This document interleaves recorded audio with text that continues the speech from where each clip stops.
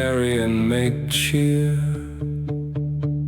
when I ought most to be silent and not sing.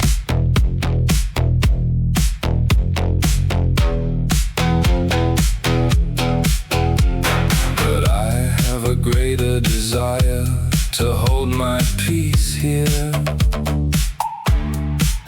and so I have put my singing under ban and ring. For my language have the French blamed and the Franks, and my songs before the Champenoise in their ranks, and the Countess too, for which most grief I bring. For I was not raised upon toys, that is clear. For I was not raised upon toys, that is clear.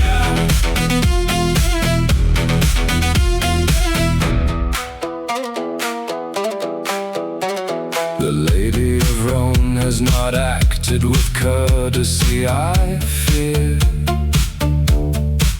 Who reproved me? She and her son the king. Though my speech be not of the French as they would steer, yet one can well understand it in French to my thinking.